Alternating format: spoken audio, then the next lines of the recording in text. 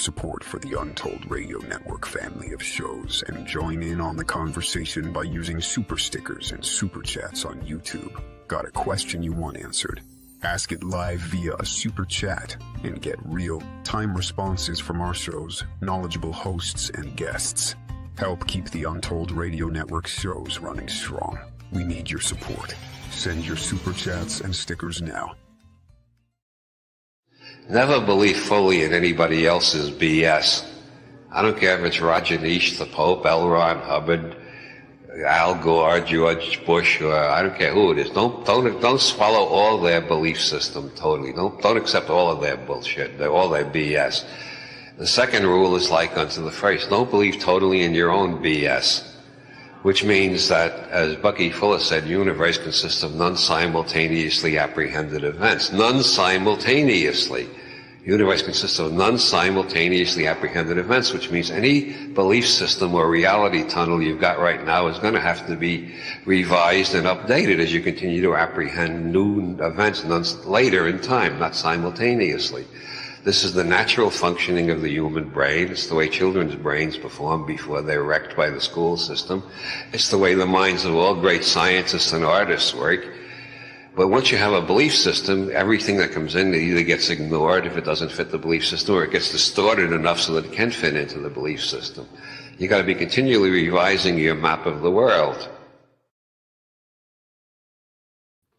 Boy, have I been desperate to get back here. I really have. You're on Untold Radio. It's down south Anomalies. My name is Jay Katz. And I'm Aspasia. And what land are we on, Aspasia? We are coming to you from Durrag Land. Durrag Land here in Sydney, Australia. And we wish to pay and acknowledge elders past, present and emerging. This is episode 115. It is. And we do have to apologise for our absence. Yes.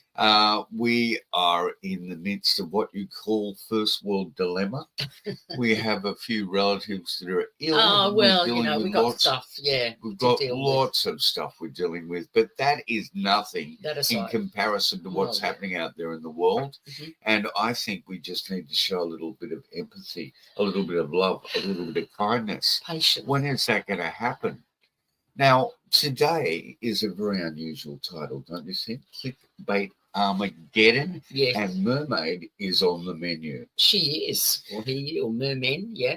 But usually mermaids, yeah. I think we're living in the post-truth world. Yes, yes. And this incredible access point of technology we utilize with this podcast. It hit us, didn't it? It just hit us out of nowhere. It was this convergence of, cryptids getting going viral. A cryptid that is not that talked about in mainstream or in latter days. It's talked about historically on an incredible level. But this thing had gone viral, and we were like, what the hell is going on here? This is just really, really bizarre.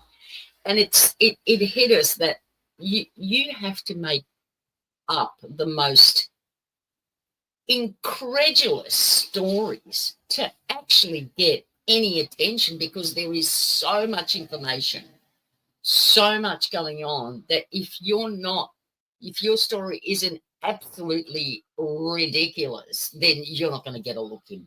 Well, this is where we're at now. We've reached the inversion. We have the inversion, yes, we have. And now we're actually drowning in it. Now, what is the inversion point? Oh, it's a point where reality collides with non-reality. Yes, yes. And it's all based on your clickbait. So your clickbait is going to determine your worth. Exactly.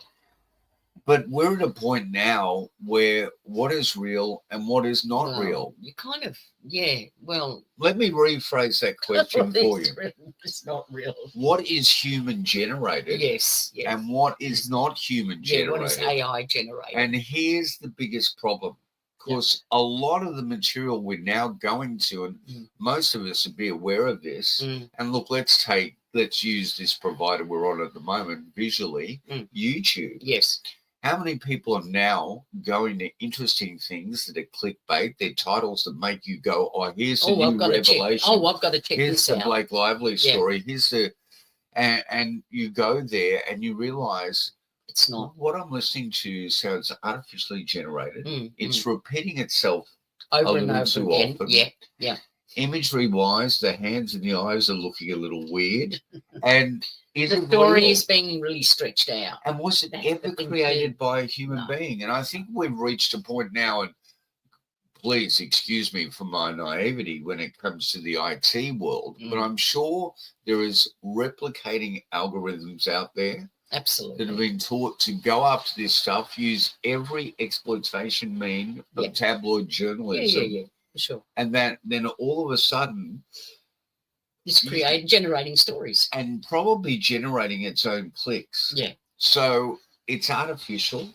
It's probably making a ton more money than we'll ever see from this. Yes. Because it's going to get a ton more numbers. Yeah. And that's part of our difficulty in getting some of these astounding interviews up. Because if people look at the numbers of our program on this incredible network, they go, are they getting to anyone at all? No. But that's because we're not utilizing these extraordinary memes that are out there. And one of those memes, someone's shadow banning us, that's for sure. One of those memes is the mermaid. Yes. Now, just like the incredible spirit cooking by a Serbian out of communist Yugoslavia. Well, it's not Yugoslavia anymore. No, it's not. It's not. Isn't called Serbia anymore, I don't think. Yes, so. It's Serbia. Serbia is Serbia. Croatia is Croatia, and Macedonia is Macedonia. Those three countries were lumped together after the Second World War, or the First World War, I can't remember now. And they were lumped together and called Yugoslavia. Right? They were the Slavic nations lumped under Tito. And the Allied forces said, you go, you rule this lot. And they're not very friendly to each other. They don't really like each other. And I know from personal experience, I was actually married to a Macedonian gentleman in the 80s for about 10 years. And shocking. I got an interesting insight into the culture, Yeah.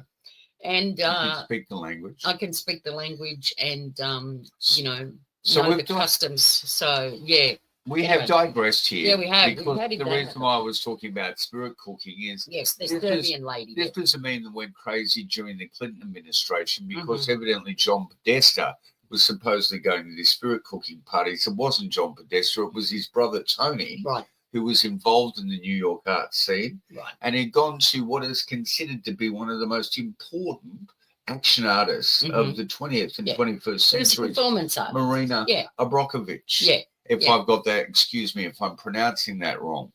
Now, her spirit cooking is just one of the feathers in her cap. Yeah. She was probably making Musnik or something. I don't know. And people decided that that looks interesting. This is diabolically satanic. Yeah. So certain political trends utilize that to say, look at Clinton's administration. Yeah, look what they're doing. They're attending these parties where they're eating fake bodies. The walls are covered in blood. She's very much like Otto Buell and Gertrude Brute. These BD's action artists. Exactly. That have an extraordinary career. But at the end of the day, there was nothing really to that story. It was just it went crazy. But there was distinctly a real person. Now that doesn't need to be. No, it doesn't. And it doesn't need. So what world are we dwelling in? I mean, you can no longer even suspend your disbelief, Aspasia, because it's so I'll tell crazy. you what world we're dwelling in. If you don't go on these social media platforms, you're dwelling in your world. You don't have to go there, but everybody is going there. Everybody is drawn there, unfortunately. It takes up a lot of time. I mean, sometimes does, and unraveling it takes a lot of your time. But there is no unraveling, because you get to the end of it and you go and you say to yourself, I've just been tricked into going here. Gaslit. Well, no, I've been tricked. They threw up a title and you thought, oh, that could be interesting. Let me go there. And at the end of it, once you got to it, half an hour later, there was nothing, absolutely nothing that pertained to that, the title. in that story, and you're like, what was that all about? It was like just getting people there, and they always make it that you have to wait to right to the end to get it, and then after a certain amount of time, you've invested, X amount of minutes into it, and you think, oh well, it can't be much longer. I'll just keep going to the end to get there, and every time now I don't even start them. I don't really care, because if I know that story or not, it's not going to make any difference to the story, but it's going to make a difference to me wasting my time to find out that story, which is usually 9 times or 10 times out of 10, it's a load. So what happened with Marina's story is that it basically is this notion that the elites were gathering in secrecy and doing this satanic ritual with these bodies. It wasn't action art whatsoever. Yeah, well, how is it secret when it's all splashed all over the newspapers and in the news? It's never secret. 2 weeks ago, on TikTok, of course, a meme went viral. Yeah. And this meme was a tale across all social media. Yeah. That captured what I'll call now the lackadaisical imagination of the population, because I think our imaginations have got lazy through everything that's occurring that we can feed into, on a platter, limiting our own ability. Mermaid has been served up to us. So this story is not dissimilar to what was happening with our artists there, and that is that the elites are gathering to feast on mermaid, fresh mermaid, that will give them the powers of immortality, the fountain of youth, and longevity and beauty, which goes back to a Japanese notion. What if you're ugly to start with? Well, some of those elites not that attractive. So what we're going to do is we're going to utilize this meme basically as the template for what has happened online to the notion of truth in this post-truth world. Yeah. And the story of the mermaid throughout history is very similar to other cryptid stories. Yes. Why do we actually put so much interest into the Bigfoot stories, the ufological stories, and yet today anyone in their right mind would realize that there is very little supportive evidence for the mermaid story. The mermaid story. Even though they are ubiquitous throughout history. Yes. They virtually go back to the Syrian Empire. They go back to Homer. They go way Sirens, and they're in every Jason culture. And the Argonauts, the Greeks and the water goddess.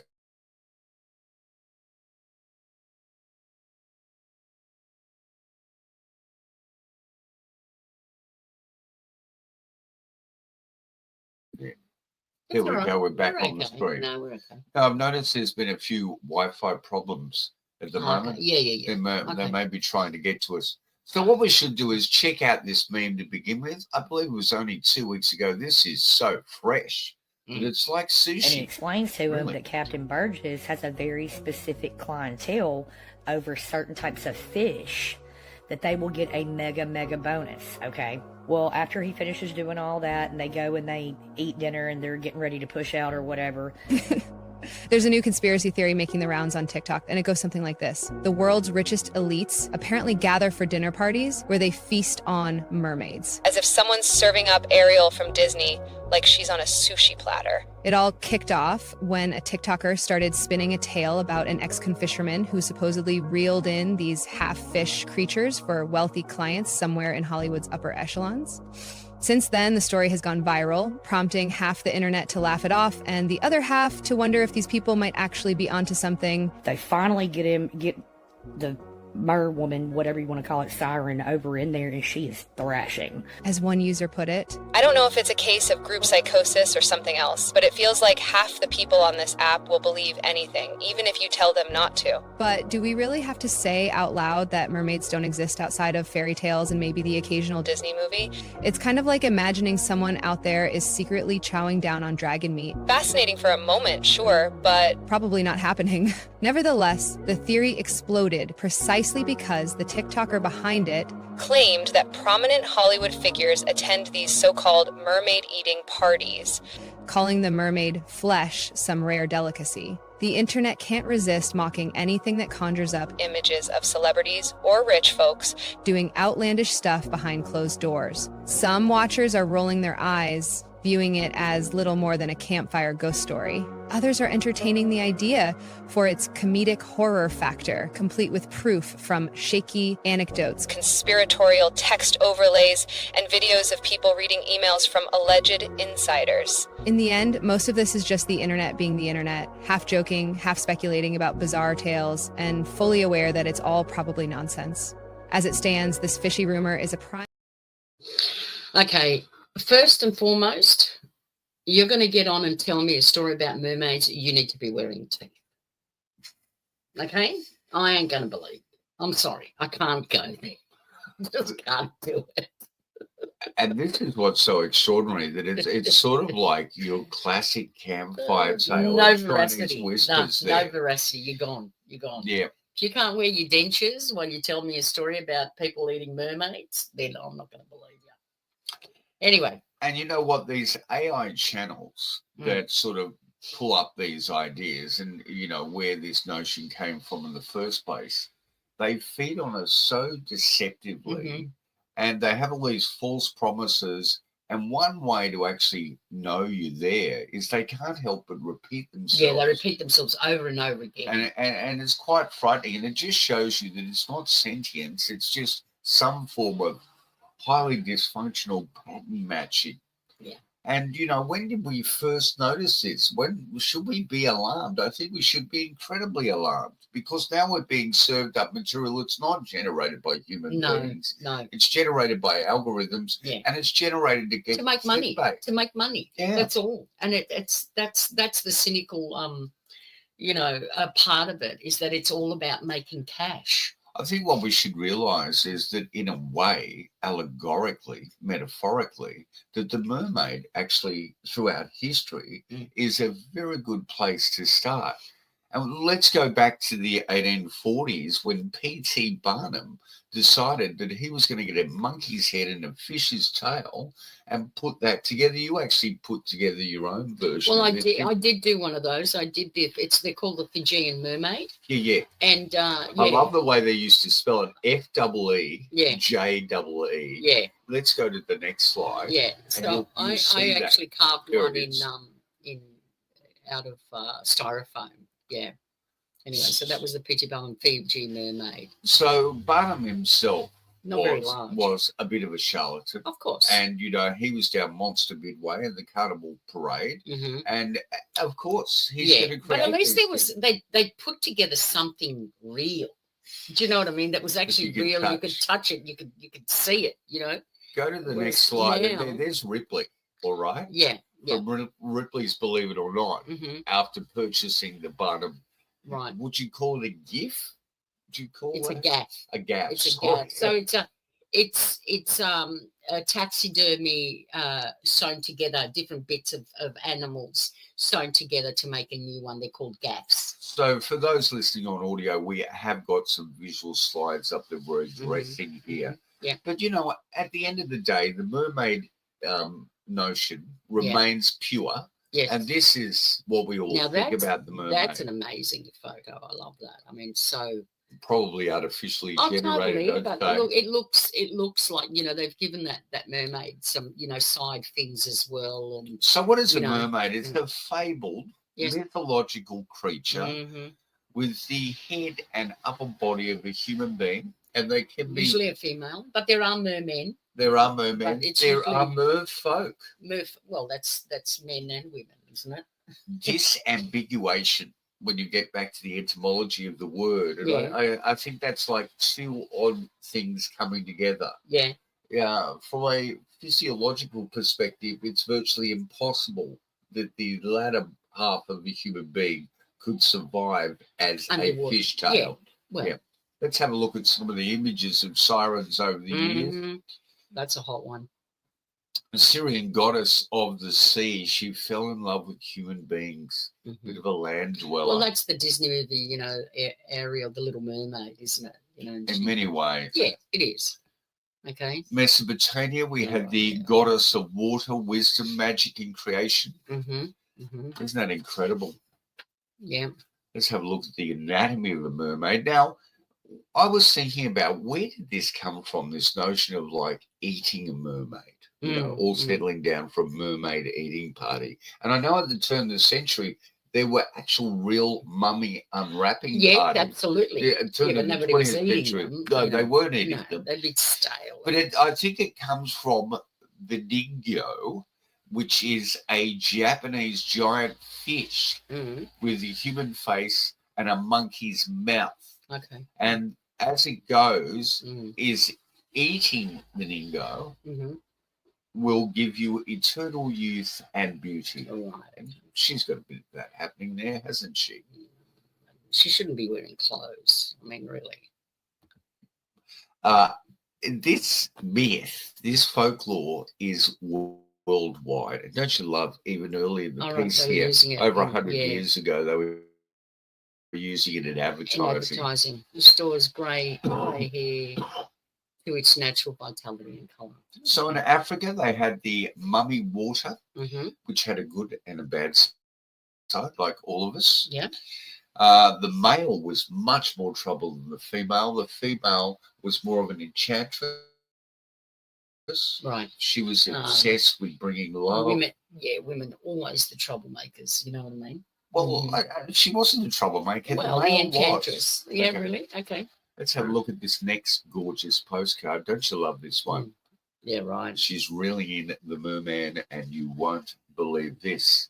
In Russia, they have a water nymph, which is part of the Slavic mythology. And again, it's that dichotomy of good and evil. Yeah. Norway, Scotland, they have the Finn folk. Right. And the Finn folk are shapeshifters of the sea. And they are human and silverish at times, silvery scales. The Caribbean islands, the sirens of Greek mythology. It's just quite astounding. But it really has been something that's been brought up in exploitation from day one. And then we have Halley's mineral water from Norwich in England. And of course, down the sideshow, the Barkers, the Midway, yeah. I'm amazed you were really good at painting. I was going to do the mermaid one, but I didn't end up doing it, which is really odd because I've always had a thing for mermaids.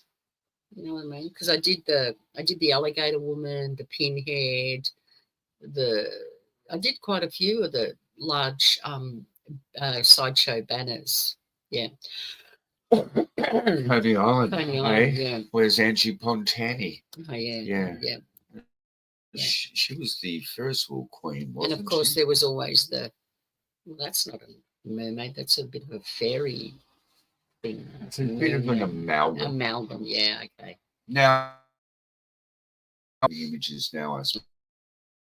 Okay. But talking about exploitation, Discovery Channel, in line with Animal Planet, in 2013, created a program called Mermaids the Body Found. Right. It was a mockumentary. I think they call them docu-fiction. But here's the interesting thing.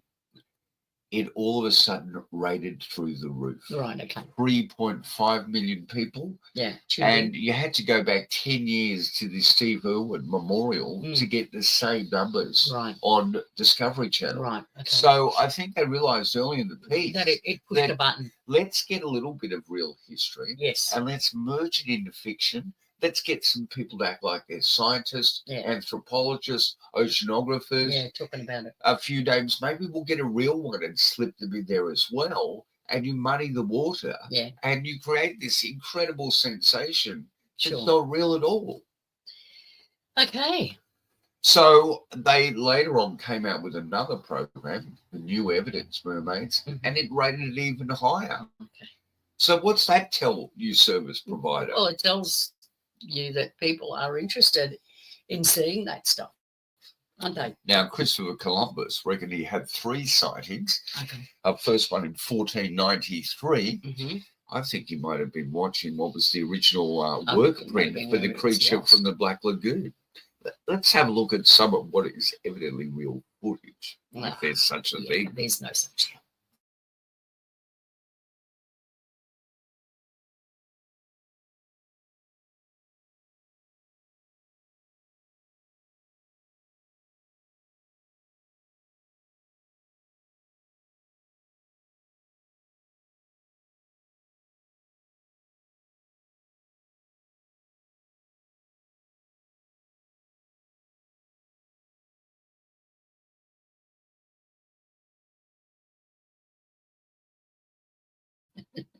if you're going to be filming something like that, you would have the first one. They were just oops. Up it goes. Water. You would have filmed the mermaid that was lying on the sand, not the people looking at it. So, okay, keep your camera straight, people. I think a lot of the footage that was actually put together for the Discovery Channel documentaries has actually ended up being clipped and recut, reframed, and ended up being part of some of this interesting footage we're looking at here. If that isn't CG'd, what is? Yeah, absolutely. Absolutely. Yeah. So very, very little evidence. Very skeletal, don't they? And they're not keeping the camera. It's like, why can't you keep the camera? Now, one of the things you can do is, that's why hard copy literature is the truth, because you pick up a book. Yeah. It's got footnotes. It's got a bibliography. Yeah. You need to go back to sources to check on this stuff. Where people are not going to sources. No, they just see something and they go, oh yeah, that's real. That'll do me. Or they hear a tale like it's been presented on TikTok. Now, with a woman with no teeth. Yeah, I would believe that. The late 90s in Brisbane, there was supposed to be a cinematographer down on the bottom of the looking at the degradation that is the Barrier Reef. Yes. And they found this footage. Now, I cannot find anything to support this footage.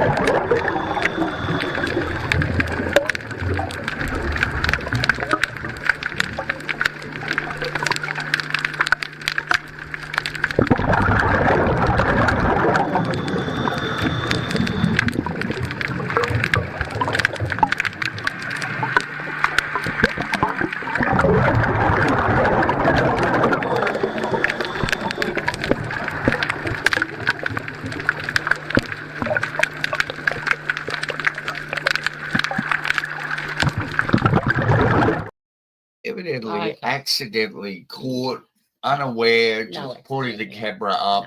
Well, let's have a look at what might be considered to be possibly real.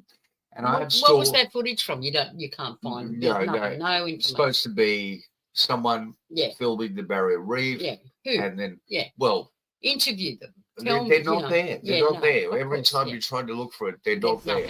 But this person.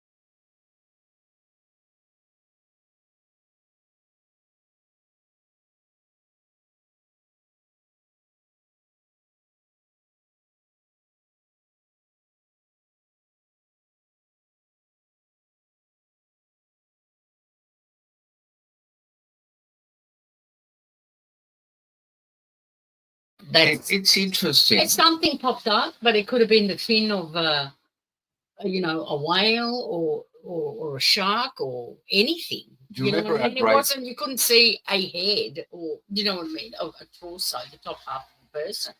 That was just something stuck out of the water, and the ocean is full of fish with fins that pop up occasionally. It could have been anything. Do you remember our great Dr. Russ and Brad that did wide open research? Yes. How can they be forgotten about? Be gone so quickly and easily? They're no longer on Untold Radio. We need to get them back. Well, they've gone on, probably gone to do something else. I don't know. They did an extraordinary interview with someone that had traversed one of these, endless sailing voyages across the oceans. And in the wee small hours of the morning, they actually saw a torso and a head pop up out of the water. Okay. In the middle of nowhere and duck back down. And those stories seem to have some sort of validity to them. But we need to go further with that. And I'm not saying that mermaids are real. No. Well, what happens when you sit down to eat them, though? Oh, well, that's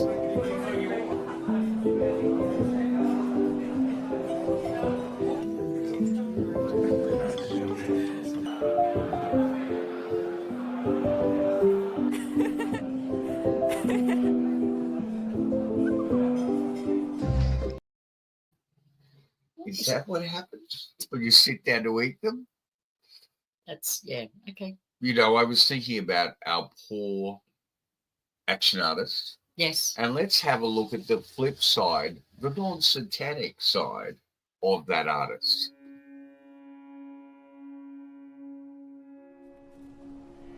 Trees are like human beings. They have intelligence, they have the feelings, they communicate with each other, and also they are perfectly silent listeners. You can complain to them. And I started this long time ago when I was in Amazon with the native Indians. You know, they will go into sequoia tree, which is one of the oldest on the planet, and they will, you know, make a dance with tree. Yeah, she doesn't come off as much of a Satanist there. And she's done a lot of work done. In the post, would you mind?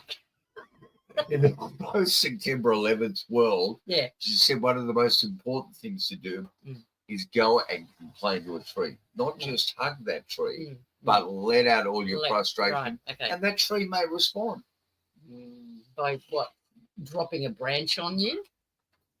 Are you aware of the lass that was basically right up there with Facebook, who has now become an infamous whistleblower? She's about to release an incredible biography. Frances Hagen, I think her name is. Right. And she's actually saying, we need to do something. We need to stop this because... Stop what? Evidently, the data from Facebook is being sold off big time. And I'll give you one of the examples that she brings up. Sure.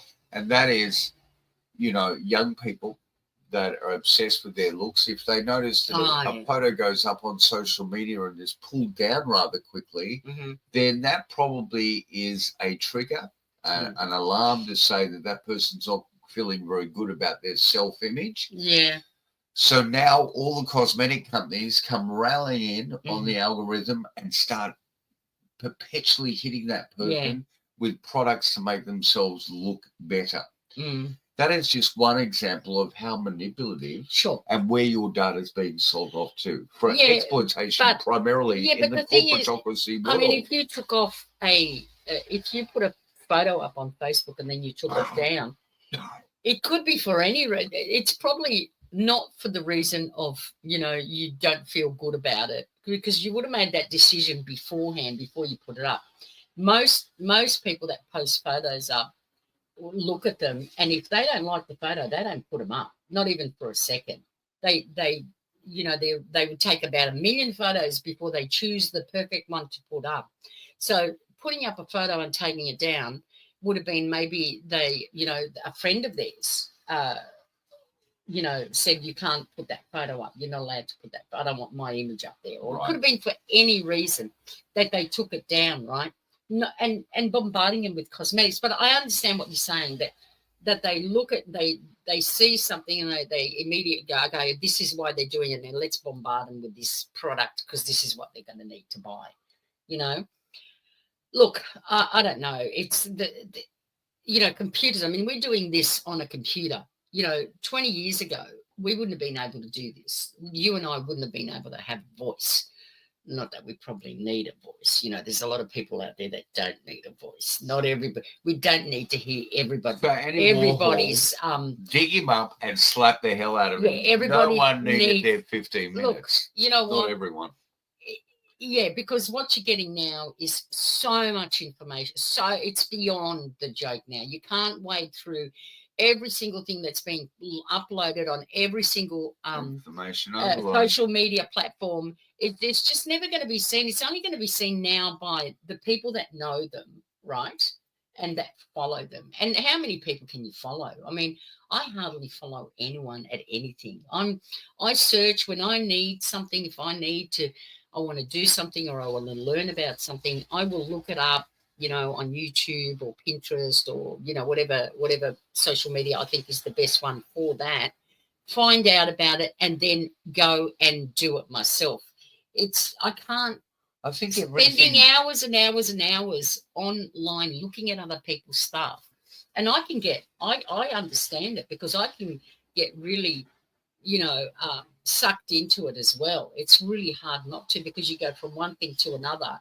And, there's people out there that are doing amazing things. They're creating and they're making and posting up. But you stuff. can explain to us this. You've been looking at a lot of herbiculture, permaculture. I'm looking at succulents at the moment and growing because plants. But you actually found there's complete fake. Oh my God! Well, oh my God! That was the thing that I was, and I at first you should have actually got some of these images up to show the public. Well, you need to do some more research on these podcasts. No, you can go. Anybody? Well, I didn't know we were going to do the fake rose thing. Well, I spoke to you about that. No, I know, but I can look. You can go onto YouTube and just put in growing roses from flowers. Okay, and you can see it. I was looking at it and thinking, oh my God, you can actually grow roses from, if you get a flower, it's a budding flower, and stick it in the ground. You stick it in aloe vera or in a banana. Aloe vera. And then you put it in the dirt and you leave it for about 2 weeks. That flower will then sprout roots and a little shoot. And then you can grow a whole rose bush from it. That's a load of garbage. And I was thinking, that doesn't make right, because where's the seed? Where's the, and then I went and I looked at so many of them. There's hundreds of them on YouTube. And it's, the thing that it does, it's like, I hadn't tried it because I wasn't going to waste my time unless I found you knew out something was wrong. You could feel that intuitively. And that's why I kept on looking at more and more of them, trying to work out. And then I did come across one that it had, roses from flowers. And across it had fake. And I went, right, there it is. Bang, I hit on it. The guy went through, he was a rose grower. So he knew everything about roses. First thing he did is he explained how roses grow and how you can propagate them. And then he said, of course, this way is totally impossible. There is nothing there that you can grow. You can grow it from a stem, not from the rose. And I bet he's got nowhere near the numbers. No, he doesn't, because that's not what people want to see. But the bizarre thing was, I was looking underneath at all the comments under those videos, and all of them were like, oh, this is amazing. I'm going to try it. Oh, how fabulous. Oh, this is really exciting. It was like hundreds of people, but saying how fabulous it is. But nobody tried it. Nobody's tried it, and nobody's come back and gone, I've done this. This is a load of crap. This doesn't work. You know what I mean? That's probably because they've gone on to the next bit of clickbait. Well, they've gone on to look at another one, and you can go through, and there's so many. But it's and then I started to notice that the videos were made all the same way. Do you know what I mean? What do you mean by that? Well, there was the same story, same story.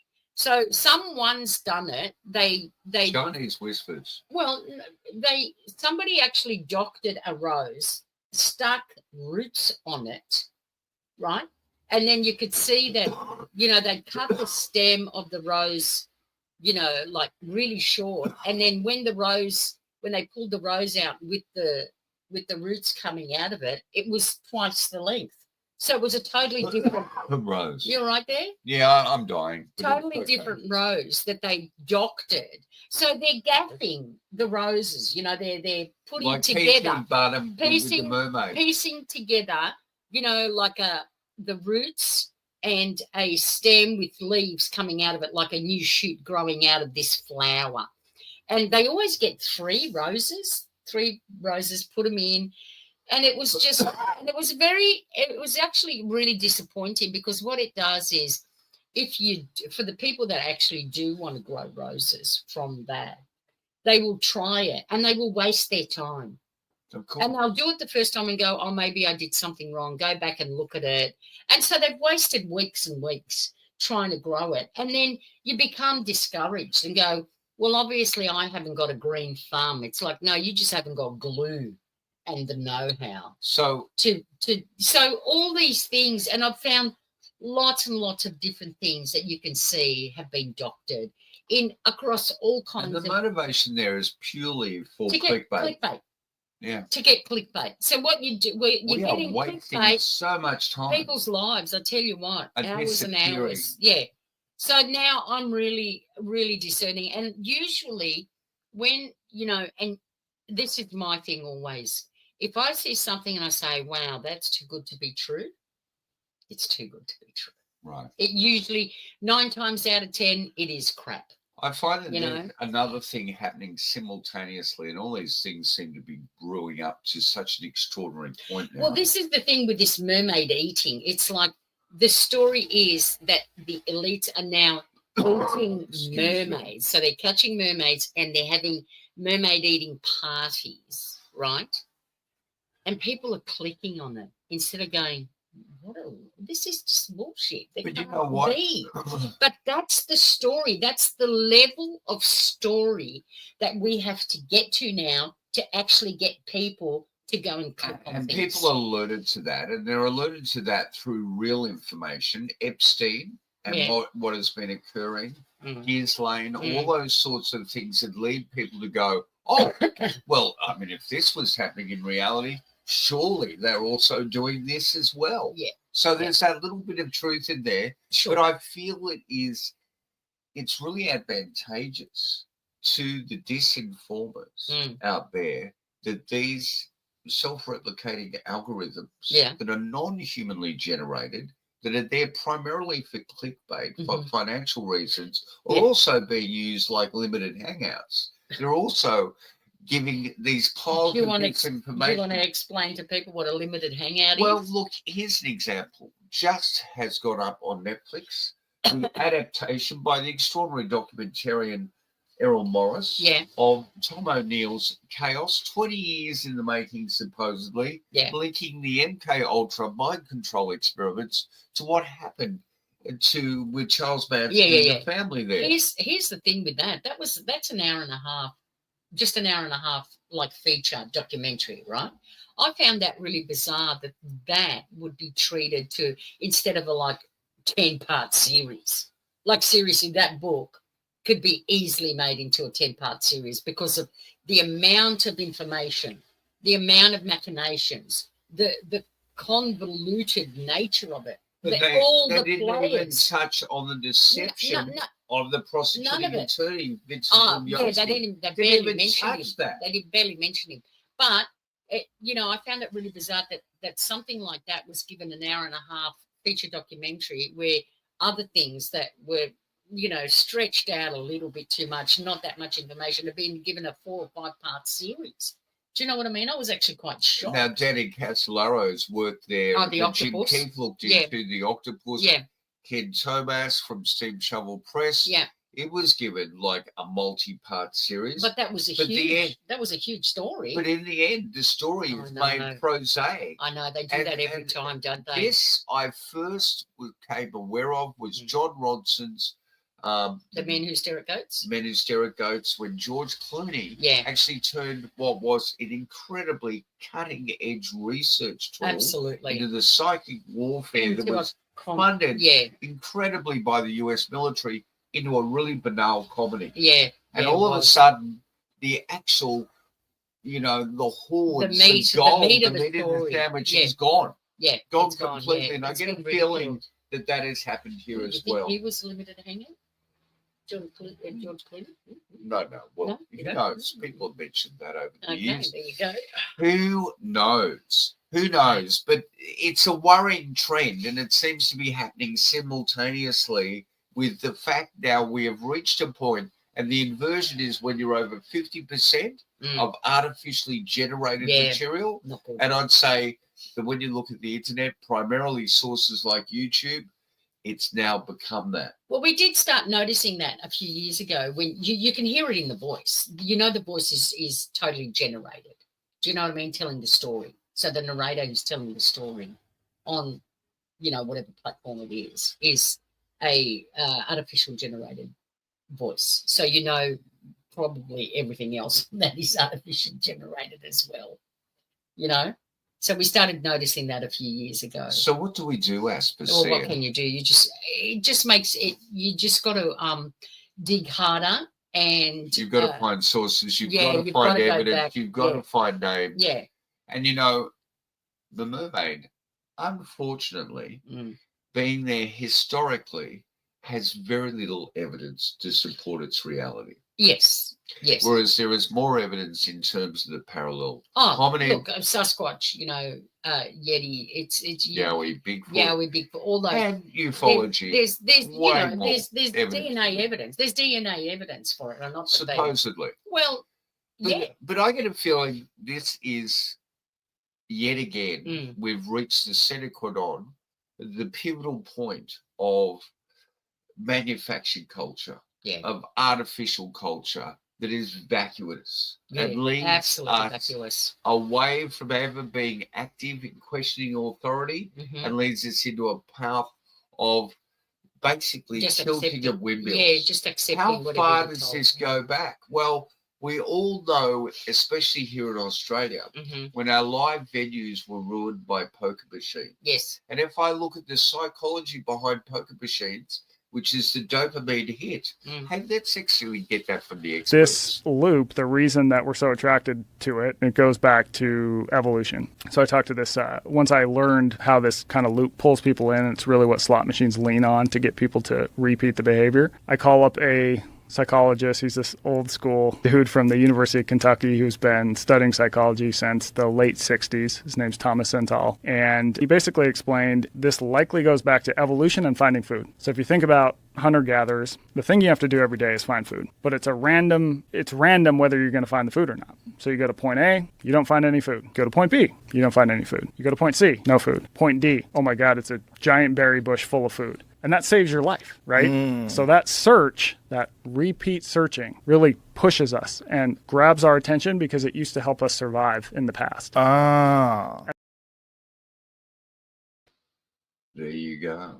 So that notion of like where they've actually psychologically understood what is one of our deepest built-in DNA triggers, which is the repetition for a reward.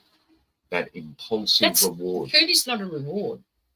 Food is survival. It's like, well, I need to get, you know, a hit at the end or something to satiate me so I can keep doing this. No, if you go to somewhere and don't find food and you go, well, I didn't find any, so I'm not going to look anymore. I'll just sit here and starve to death.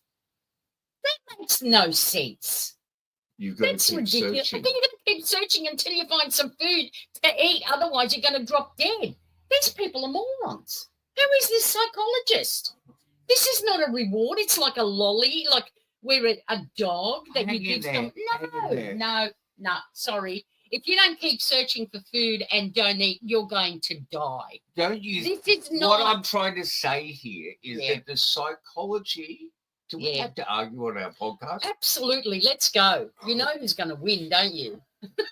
Well, I'm trying to say. I know what you're trying to say, but this guy is trying to equate somebody sitting at a machine, a poker machine. That's what we're doing. Right? No.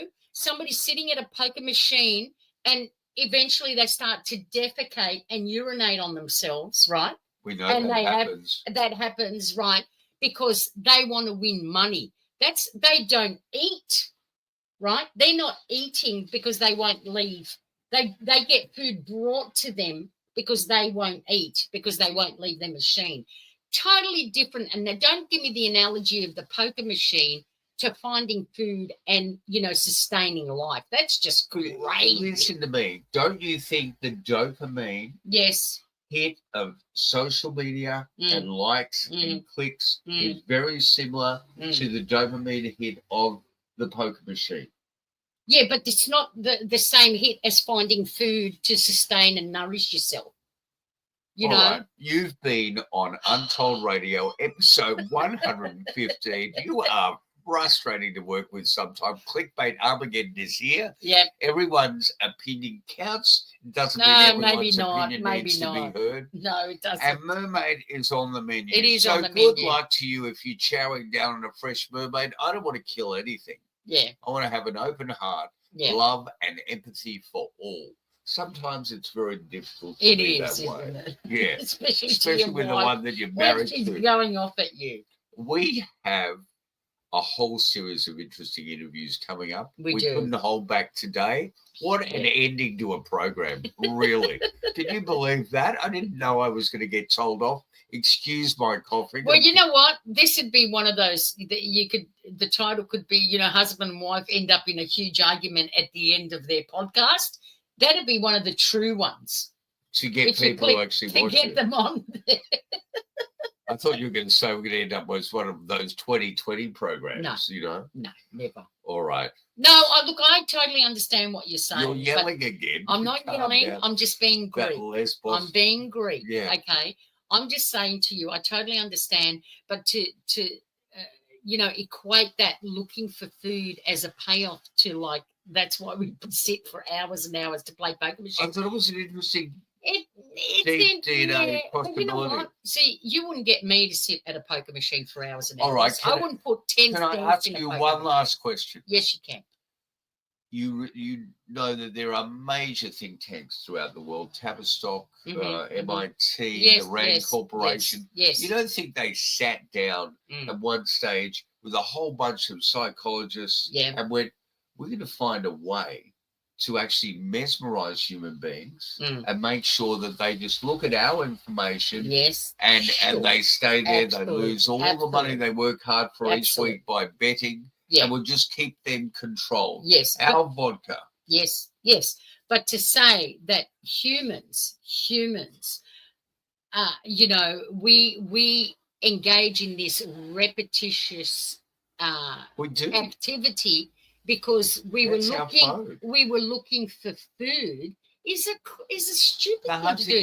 It's like, I bet you what, if you didn't find food, right, you would end up dying. So you got to keep buying. You got to keep finding food. You're not looking for food. That's why that notion of you got to keep hitting the poker machine to get that occasional win.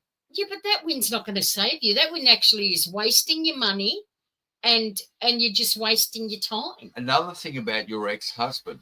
Oh my God, we're going to the ex-husband now. He was a gambler. Yeah, I know that. And there was no end to that. No, I know that.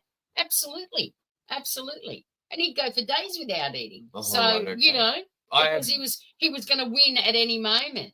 I hope you've enjoyed this program. It hasn't frustrated you. And we're going to leave now. Next program. We'll be back next program. Probably be back in a fortnight. We'll be back in a fortnight. Okay. We might be back in a week. You think? Yeah, I'm trying to get those interviews up and running. All right. We've got some startling interviews coming up. Okay. And where you're going to have to bite your lip occasionally. Never. Thanks, folks.